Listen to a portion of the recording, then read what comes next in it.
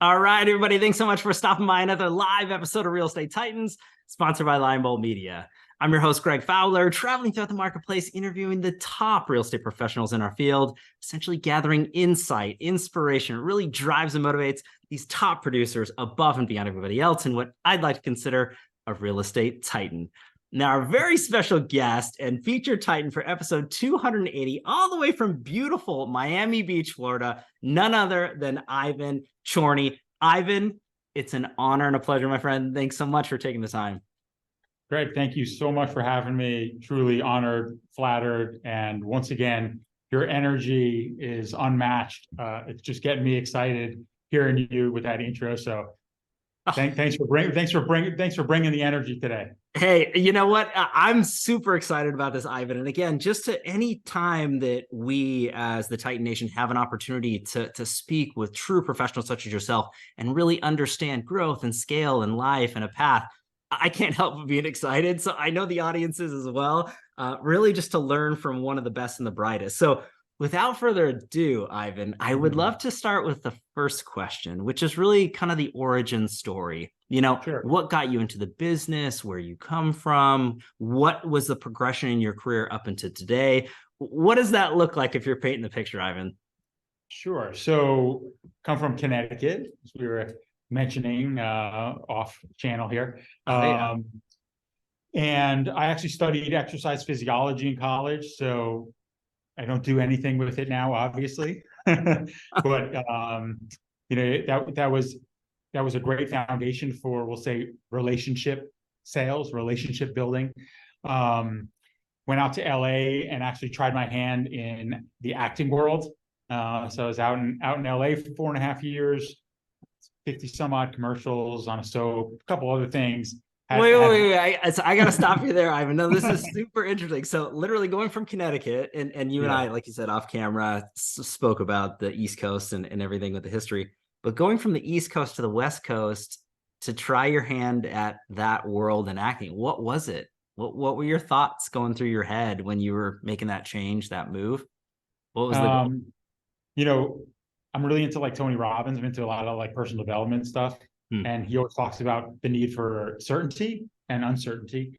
And some people need more certainty and other people need more uncertainty.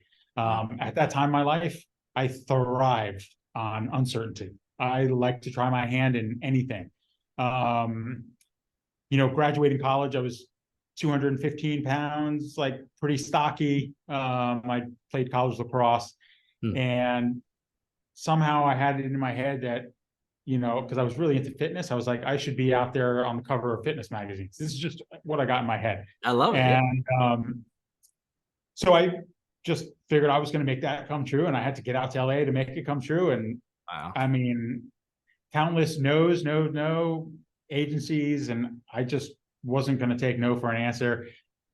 Friends, family probably thought I was effing nuts. Like, what is this guy doing? But I was fully committed to the fact that I was going to get on a cover. I was going to be in a fitness magazine, and within about 4 months of arriving there, I was in my first spread for, I think it was called Exercise and Health Magazine. There were so many of them back then. Yeah. But did find great success there. Ultimately, it wasn't my long-term passion. Okay. And also, out there on the West Coast, it did feel a little too far removed from my family in the Northeast. So I realized after 4.5 years, I was going to come back to the East Coast. I wasn't exactly sure where I was going to land. And then I heard something about this amazing Miami place. Never been. Actually, I landed in Miami Airport once to go on spring break in Key West, but never did anything in Miami. So recruited one of my buddies, said, let's go for a weekend, did a long weekend. We stayed at the Clevelander, this like iconic hotel on Ocean Drive. And you're just kind of exploring, stumbling around. And I don't know what it was about this. Actually, I do know what it was. The city, to me, it was almost like, I feel like what the gold miners must have thought when they said, oh my God, the opportunity. And it was the gold rush. For me, it was like, I just came here and I saw opportunity everywhere. Wow. I found the place was exciting. It was tropical. There was water everywhere, like turquoise blue water. There were amazing buildings, absolutely gorgeous people. I'm not going to leave that out. I mean, You can't. That would be wrong, Ivan. That'd be I was wrong. like, oh my God, what is going on here? Is this America? So Most good. beautiful people in the world, and they weren't afraid to flaunt it. So that also caught my attention. For sure. So that was it. I drove across country Hmm. and moved to Miami without knowing a single soul. Wow. And amongst all the various opportunities I saw, I was like, this real estate thing, there's something about it. I have a friend who's in Tampa, and he's investing in real estate. And he called me and asked me if I wanted to go in on an investment with him. Went in on an investment. That investment was worth $155,000. And then the housing collapse happened and it was worth 42. Oh. So that was my first experience in real estate investing. And I'm so grateful for it, because I really got the hard lesson right at the beginning. Mm-hmm. And it only got better from there. But I was bartending. One of the many things I was doing was moonlighting as a bartender. Sure. And I got asked to do a launch party for a building called Canyon Ranch. And it was a 3-building complex, super high-end wellness retreat, wellness resort.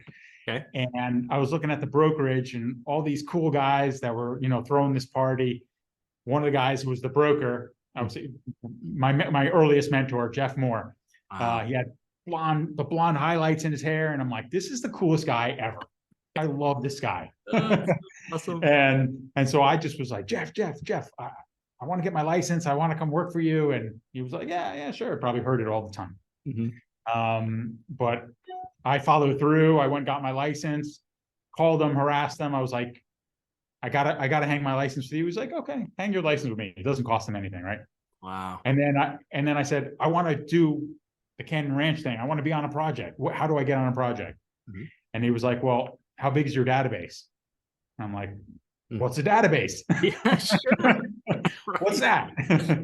And so I didn't know, but I quickly figured it out. And I just showed up at the office every day. Every time I saw him, I asked him if there was a project for me. Wow. After about 6 months, I think he got sick of, me bothering him about it, and gave me like the worst project opportunity that was around at the time. But I took it, and I became the top selling agent amongst a bunch of veterans who had sold lots of stuff.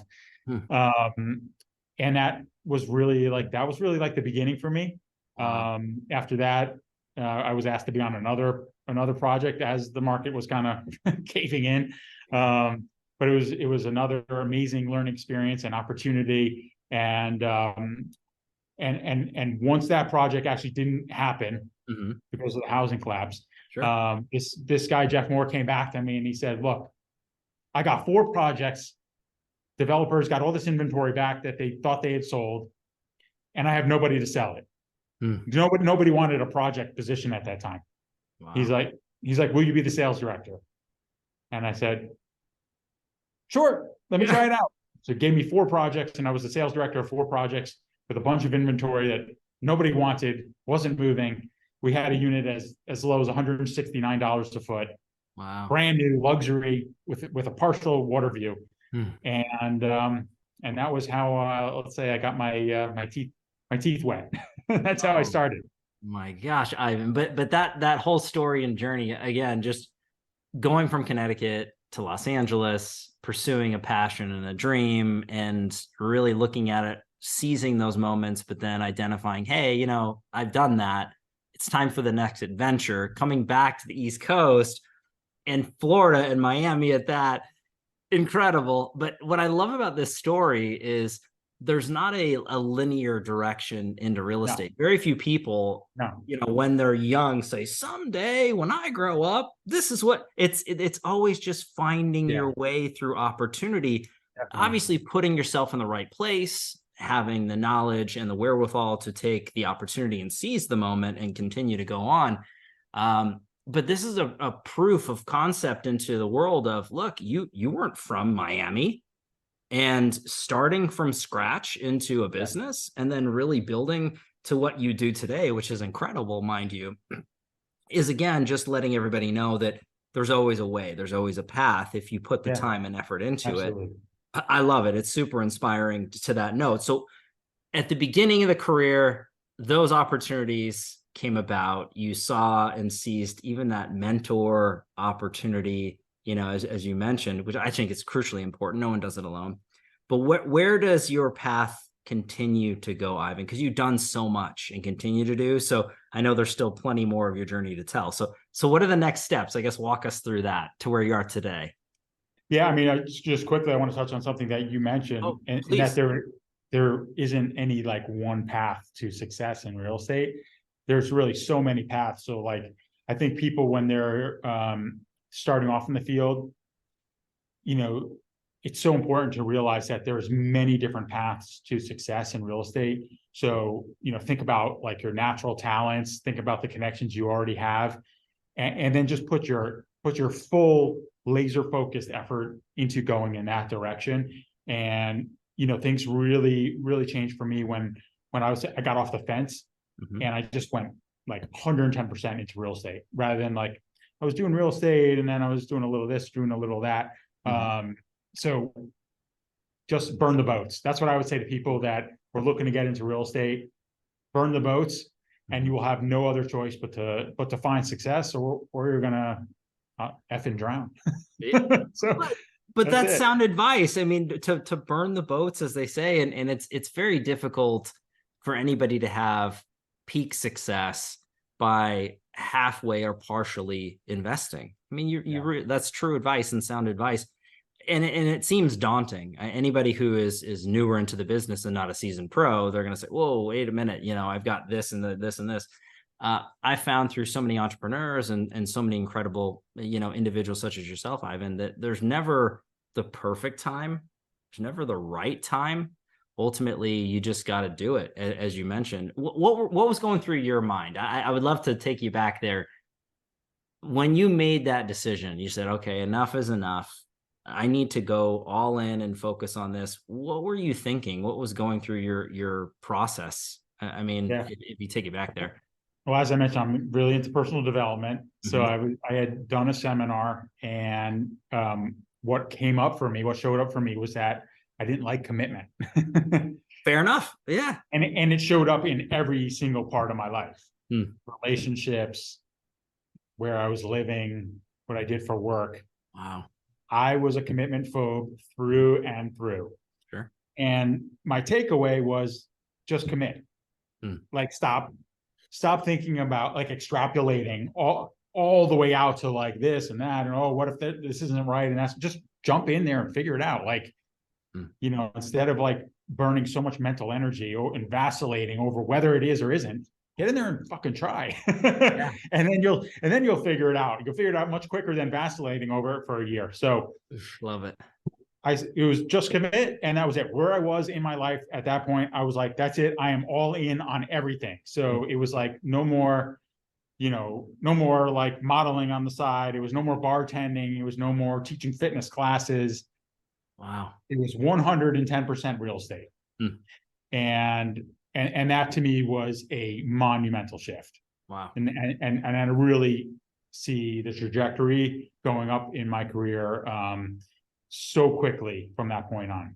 Unreal. And again, sound advice, taking us through your journey, Ivan. I appreciate that too. It just gives perspective for anybody. And again, anybody who's tuning into this, there's a lot of seasoned pros that also tune into others, such as yourself, to learn and grow and scale.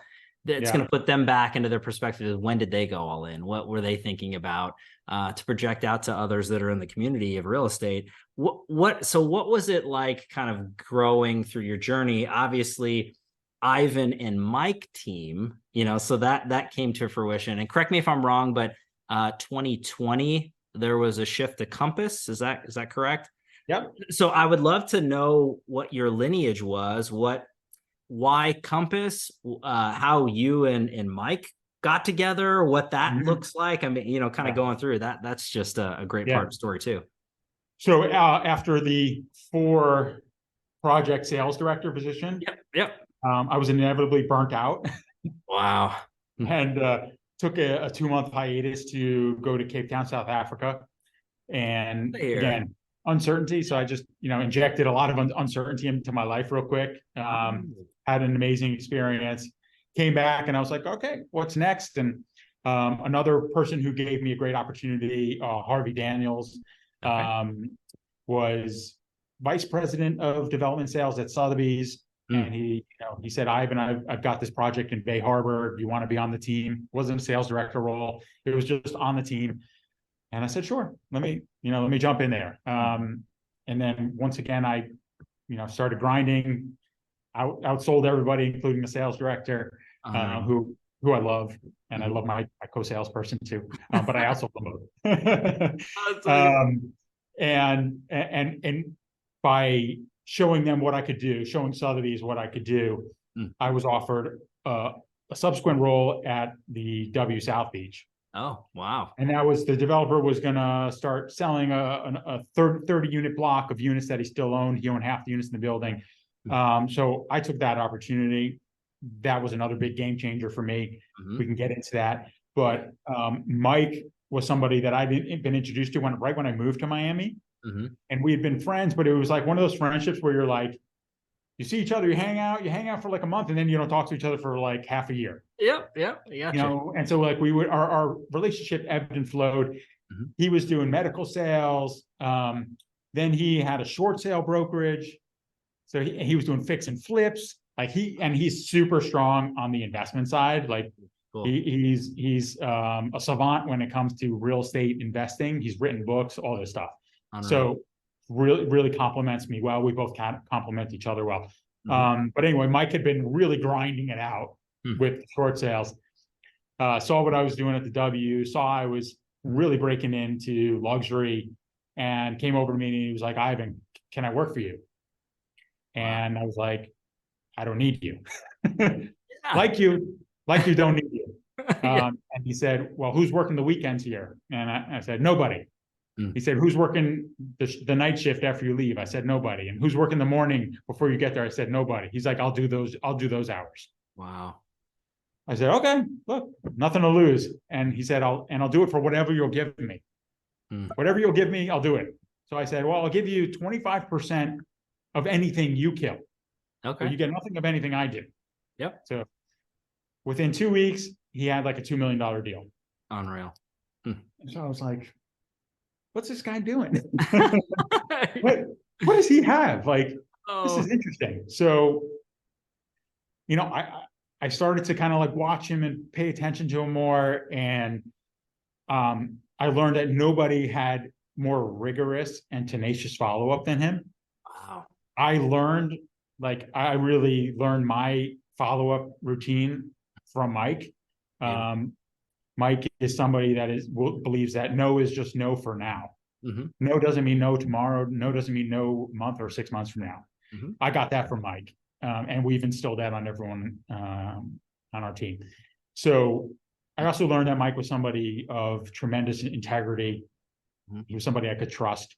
We were both recently married, looking to start families. So we were very much aligned in our personal lives. We were both into personal development, like Tony Robbins. So it was like we had all this synchronicity. And then, we started to do a lot more general real estate deals. We were really building a resale machine out of the W, and that just really became its own animal. Yeah. Then the pandemic happened.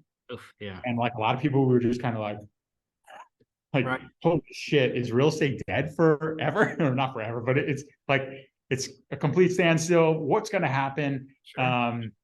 And we said, look, Compass had been kind of courting us. Several companies had been courting us. We weren't exactly, fulfilled where we were. Love Sotheby's. They were great. Yeah. Nothing bad to say about them. It just wasn't where we needed to go at the time. And we said, look, there's no better time than all this downtime to make a switch over here and get all the systems in place, take advantage of their tech, start learning everything. So we figured we were gonna have like a year to learn all their systems and all their tech. And then we know what happened. Like the market went nuts. Like I sold my most expensive property like at 20-something million. And I was like, squirrel, like this is bananas. So we switched over to Compass, and then we literally doubled our sales volume every year that we were with Compass. Unreal. And the thought process behind that, Ivan, is incredible. Again, just looking at it from an opportunity standpoint, and no disrespect to Sotheby's, but everybody has an evolutionary time frame where they say, hey, where's the next goal? Where's the next step? And who are we going to best serve, and who's going to be able to best serve us? It's reciprocal. Yeah. And I find that to be a natural evolution into real estate for sure, as everybody knows. Timing is everything. I think your relationship with Mike, what a beautiful ebb and flow story, just, staying in touch and being apart and coming together, with that aspect. I think that's one thing that I would state in addition to is, relationships are everything. This is a relationship business, and the world revolves around people. Everyone says money makes the world go round. I think people makes the world go round. And no one does it alone in that standpoint. So for you guys to find each other and really just hone in on each other's skills, I think is wonderful to say and to state that. I do have to bring it back. I want to take you back to Cape Town. You mentioned it very quickly and then you moved on. So I want to hear the story. So you took a break and you went. What did you go for? What was that? And then what was it like to get you back? I just to take you back there. I really wanted. Yeah. I mean, so I had a good friend at the time who was a model, and he had worked the South African market a couple times. Sure. And always talked about Cape Town. So he was there at that time, working that market. And, again, I was pretty burnt out, from working 4 projects. Yeah. And I just wanted a break. I'd made some good money. Yeah. And I had the ability to just take off. I wasn't married, didn't have a girlfriend, had no kids. So like that was the time of opportunity to do something like that. Wow.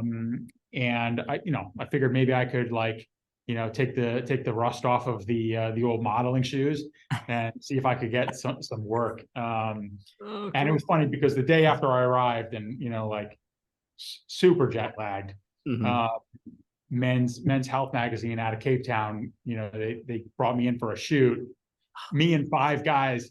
And the shoot was literally like, we were rotating in and out of the waves, and the water was like 50 degrees. Wow. It's cold. There's like, it's like there's the Atlantic and then there's the Indian. If you're on the Atlantic side, it's really cold. So the shot was waves breaking over our back. And this was like, 50-degree water. So like they had us rotating in and out. That was like my welcome to Cape Town. Oh boy. Amazing experience. I didn't end up getting one fitness job other than that while I was there. Wow. Didn't care. I was hiking this mountain called Table Mountain. Like again, and I tell everybody, Cape Town is one of the most amazing cities in the world. Like to me, Miami, Cape Town, if you get a chance, go visit Cape Town. It's one of the most dynamic places in the world. Such a melting pot of culture, like Miami. The thing it has over Miami is the topography with all these amazing mountains, wineries, animals. I mean, one day I was petting a cheetah. Next day, I was checking out penguins on a beach, going to a vineyard, watching a polo match, like I said, hiking a mountain, diving with great white sharks. So I had a truly amazing experience. Again, and I had to meet all brand new people, and some of the people I still keep in touch with today, which is really interesting because if I go back to LA, I don't keep in touch with anybody from LA. But too much in Daytown, and I keep in touch with people from there. So. I love that story though. And again, not to bring you back to that, but the idea is, takeaway through a conversation for me is, you had an opportunity, and it's never too late to experience and explore. And no matter where you're at in your life, taking those chances and opportunities, I think that ultimately most people, if they're kind of rewinding where they've been and what they've done, the big regrets are what they didn't do, not so much what they actually did. And I think that that's an experience in a journey of your life you'll never forget. And again, it almost refreshed you to kind of get back to what you're doing now. And once again, just kind of poising for the next adventure. So I love that for anybody taking away and thinking that they only have to follow one given path or one given way. Otherwise, they're not going to have success in life. I think that's backwards. And again, everybody has their own journey to take, but just what a great story inside that. So why Compass? So there's so many real estate professionals that are out there. The best and the brightest are always being courted. I think that's important to know, but the best and brightest are always looking for their opportunities. So what was going through your head making that move, Ivan? From your perspective, why did it make sense? So people who follow me at all will know that will recognize this. How you do anything is how you do everything. Well said. It's like an Ivanism, even though I took it from Tony Robbins. I love it. I love it. So the way they courted us, to me, I was like, their follow-up, I said, if they follow up with us like this, you know, how are they going to be as a brokerage? You know, are they really this proactive in how they manage their company? You know, and obviously I was intrigued by Robert Refkin. I think he's a very inspiring person. He's somebody like you want to listen to, even if, let's say, maybe you're somebody you don't necessarily agree with his standpoint. Like, he's a very like intriguing, inspiring person, and a really good person, you know, really intelligent. So, you know, Robert called us and spoke to us. Like Robert was involved in recruiting us. And I was like, I didn't expect that at all. Yeah. Wow. You know, 10,000 some odd agents. At the time we were producing, I don't know, I think we were 40 million or something. We weren't like heavy hitters. We were fine. We were doing good business, but you know, it literally spoke volumes to me about how they were as a company. And, you know, Mike and I said, look, if this is a bait and switch and we get in there and it's not like that, we're out. We'll be back at Sotheby's, and nothing will have changed because we're dealing with a pandemic anyway. Yeah. And then we got in there and it was exactly how they presented themselves. And they are super proactive. They're not reactive. They're always asking how they can help. And that was just like unknown to me. Like it was like I was no longer having to, you know, constantly ask for help, say, oh, I need this, I need that. Like, this isn't working. Like, it was like, Ivan, have you tried this? Ivan, you know, we have this resource. Ivan, do you want to take this class? You know, Ivan, can I introduce you to this agent? Ivan, do you need any more people on your team? I mean, the vice president of Southeast region or whatever, Florida, he constantly was calling us.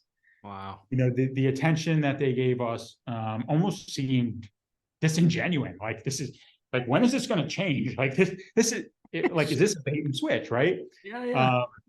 You know, and then, like I said, there was all this great tech, and that was intriguing to us. The referral network that they very much promote. You know, it was intriguing to us, but those weren't the trigger points. It was really just the experience on how their culture was. And I know it's like an overused term for them, culture, but it's really different than anything else I've experienced with, you know, and I haven't been at 80 brokerages. I've been at, this is my 4th. So. Hey, but Ivan, you know how your feelings come across and your emotional connection to where you're at. And that's the most important thing.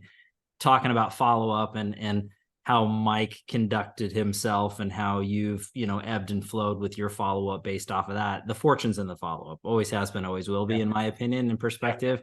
But the way that you had described Compass as that opportunity, to me, it's beautiful. And reason being is that emotional connection that you have, the experience, and you take it to the consumer, right? Buyer, seller, any centric nature. It's the emotional connection and the way that you make individuals feel that's really that end product. It's an emotional connection. And I think too many brokerages are out there pushing numbers and timeframes and tech stacks and not really basing it off of, well, how is Ivan going to feel? Like, what is this really going to be like for him and for his family and for his clients? And the fact that you had mentioned that was a real trigger point, it's a testament. It speaks volumes into it. And ultimately making the right decisions for you and, you know, you and Mike together, but then also the team. So let's talk about the team. So what does it look like now? Where are you guys going? I know you've got a lot going on too, Ivan, and I wanted to mention you got a new project coming up in Fort Lauderdale. So let's definitely talk about that. So sure. The team itself, where it's going, and then just upcoming projects, things like that. I'm just curious. Sure. So we're 10. Actually, we just brought on another guy yesterday. So we're 11 agents. We really look to grow organically. We're not out there, trying to get 20, 30 agents and be a massive team. We like being a medium team. We're the #1 medium team in Miami-Dade by volume in 2022, #5 in Florida, number 26 in the country. We have, besides our 11 agents, we have a full-time director of operations, Fernando. We have a full-time COO, Jessica, who came over from Zillow. Wow. Gotta get good people. Fernando came from Brown Harris Stevens. We've got a full-time webmaster out of the country, and then we have a couple executive admins. So we've got a pretty sizable team backing us up. And so just a little side note, delegating, as I mentioned before, to anyone out there, as soon as you are able to delegate away all the things that you're not excited about, all the things you're not passionate about, delegate those things away. That will also be a huge shift in your career. It was for me. But we are the #1 pre-construction team in Miami. We love pre-construction. We're like Mike and I, especially, we are so passionate about selling pre-construction. We love painting a picture, and we love learning all of the projects. We call ourselves matchmakers. We're property matchmakers. So we love learning about the client, learning about their lifestyle, and then matching them with a property that suits them perfectly. And Miami has just, it has transformed in so many ways, but also in architecture, also in the ultra luxury real estate space. Now we're getting Robert A.M. Stern, and we have Rem Koolhaas, OMA. We've got all the top architects, Renzo Piano and Zaha Hadid, and it's like going to an art fair. All this amazing architecture. So that's what Mike and I personally specialize in. Even new construction homes, we've been delving into a lot. And our brokerage Compass just recruited us to help them sell a luxury pre-construction project in Fort Lauderdale on Las Olas on the river. That's called 6th and Rio. We're super excited to bring the full weight and experience of our team behind that and behind Compass with such a great little project, a great boutique project. So check out 6th and Rio. Reach out to us if you want more information. But that's really where we see ourselves going, more into bringing our team into pre-construction projects, helping developers, and then eventually Mike and I also want to develop ourselves. So we're looking at different parcels. We're looking at doing JV stuff with some of our clients, even because a lot of our clients become our friends just naturally. We really develop deep, warm relationships with our clients that are really long lasting. And again, because integrity is so vital to us, our clients can see that and they trust us. Even our German European clients who say they trust no one, they say they trust us, and they're willing to JV on projects with us. So that's where we see ourselves going, but maybe even growing into other markets. Fort Lauderdale is a secondary market for us, but we want to get a bigger toehold there, and also in Palm Beach, and then from there, who knows? Unreal, Ivan. And again, just talking about everything, I can really feel the passion into what you do and what you've accomplished and continue to. And when you talk about the architects and luxury real estate and really just going above and beyond that nature, it's such a big deal. And I think that people really need to understand and feel that, unfortunately or fortunately, not everyone is created equal. And there's lots of different options and opportunities for working with real estate professionals. And again, just understanding who you're working with and what the goals are together, but that passion and that emotion that comes through, I'm sure that Mike is just the same to that nature. It seems like you guys are hand in glove sort of scenario, which is a beautiful thing. So Ivan, I need to jump into the second part of this, and I think everybody really appreciates that note. And you've already given beautiful nuggets of information into here and takeaways, but too many nuggets, maybe. Yeah, no, never enough, never enough. But as you're going through, everyone tunes in to learn from the best and brightest, and especially into this. So if you could go back and pick or choose one or two things that you added or implemented into your career that you really saw growth, scale, or movement of the needle, what does that look like? What advice would you give the audience who's tuning into this live with us now or after the fact? Number one, get off the fence. I mentioned that earlier. Get off the fence. If you're doing multiple things, like get focused. Number two, I mentioned it, delegate. Huge shifts for me personally and in my career. And this is something that I had to help massage Mike into. Mike was a little tighter on the spend because he's a little bit more focused on the management stuff. He likes doing that. I don't like doing it.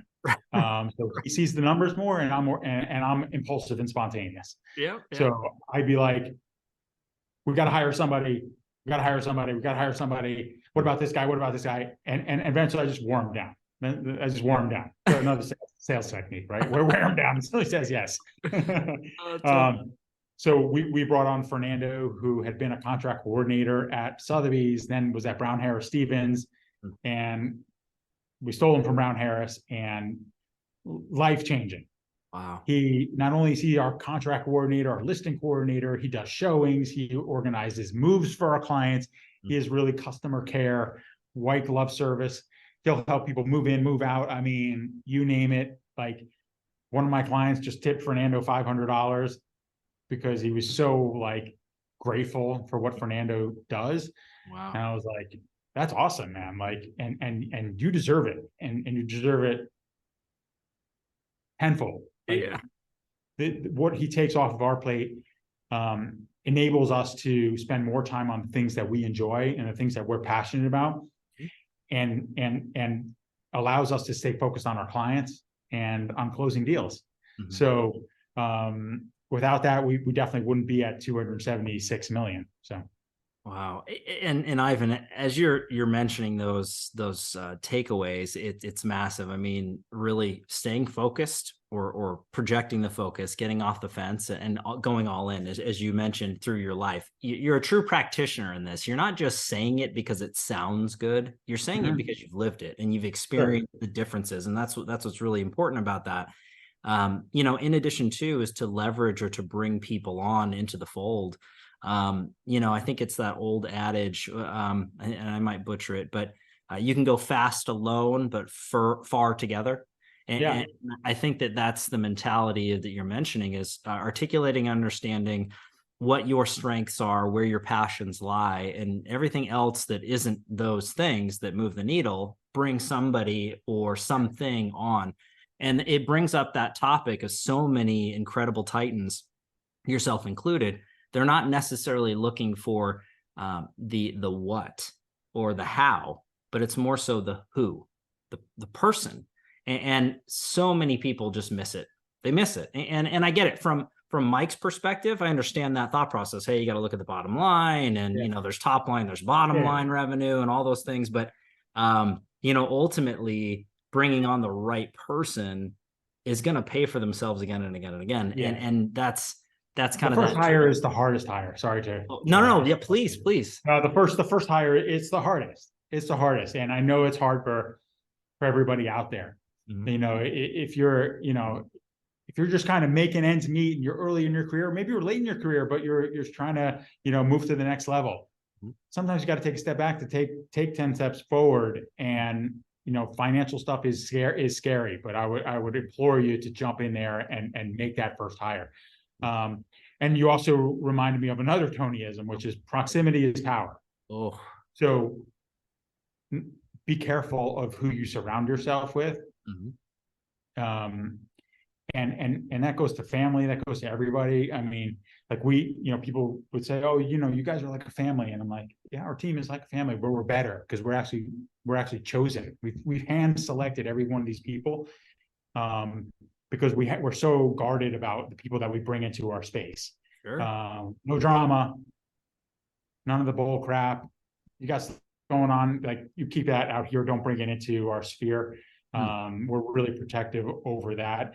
And we also tell people, and we bring them onto our team, if by the time your journey with us ends, if you don't leave as a better human being, then we've failed. So what's more important to us is that not that somebody makes a whole lot of money for us or makes a whole lot of money for them. We don't know what their goals are, but just that they become a better human being. Because Mike and I are in it to become better human beings and to convey that experience, to convey a rich and an enriching experience to people we work with and the clients we work with. So that's kind of like our unsaid motto. I love the motto. I love it. You're mentioning proximity and good and bad into that. And I think, always auditing your environment, the people that are around you, and it equates to the books that you read, the movies you watch, the podcasts you listen to, just any level of consumption that's going on, positive or negative, has an impact.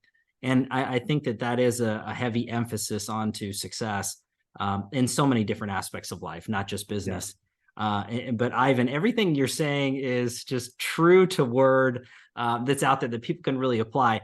Is there anything that you want to wrap this episode up with? I know we're judging here on time, so I just have to be sensitive to that. I know you got a lot going on. So Zoom presentation yes, of the Waldorf Astoria, another amazing new construction project in South Florida. No, when you were talking about auditing, you reminded me also, you can't manage what you don't measure. So that's a recent takeaway for Mike and I when we attended Business Mastery. Is you got to know your numbers. Know your numbers of everything. Know where you are. If you don't know where you are, then you can't go. You can't grow from there. You can't just freaking jump on the sailboat without your GPS coordinates and just go, because you don't know where you're going to end up. So you got to measure everything, and then you can manage it. So there's lots of things for people to look at, but also probably the difference from where you want to be from where you are is about 2 millimeters. So I also wouldn't want people who are listening to me today to go, holy fuck, I got to do this. I got to start doing this. I got proximity. I got to hire people. 2 millimeters. Choose one thing that you're going to change, one thing that you're going to implement. Small 2 millimeters will have a huge compound effect. And then you can figure out how you grow from there. And it's not linear, as we've discussed, early on. There's many different paths. For me, it was new construction. For the people that we bring on our team, it's joining a team. It seems to be something that's really popular today. So I would say, if you're looking to get going in this industry, find a team and then jump in. The 3 keys to mastery are repetition, immersion, and modeling. So you got to find somebody, a role model. You got to immerse yourself, and you got to repeat. Follow up. Wow, Ivan, that's it. That's enough. You are a true pro, my friend. Actually, I have to say this. You are dubbed an official real estate titan, my friend. So that is a badge of honor you carry forever. No one can take that away. There's no trophies. There's no plaques. I love it. It makes me want to flex. That's titan. Right. True real estate titan. That's the thumbnail right there, Ivan. Hey, I truly cannot thank you enough. Incredible episode. Beautiful takeaways. I just truly appreciate all your time today, Ivan. No, thank you, man. This was a lot of fun. Thank you so much for bringing the energy. I really loved our conversation here. Enjoyed talking to you and get to know you as well. And thanks again so much for the opportunity. Ivan, pleasure and honor all mine. Truly, I mean that. And everybody out there, I mean to you, thank you so much for your time and attention, your love and support. If you like here at Doing Real Estate Titans, don't forget to like and subscribe. You do know what to do at this point. I have to give our sponsor a quick shout out, Limebolt Media. If you are a real estate professional looking to grow and scale your business with leading edge digital marketing, visit lionboltmedia.com for more information. We're live here every Tuesday afternoon, a different Titan, a different location. Catch everybody on the next live episode of Real Estate Titans. Take care. Thanks, Ivan. Thanks, man.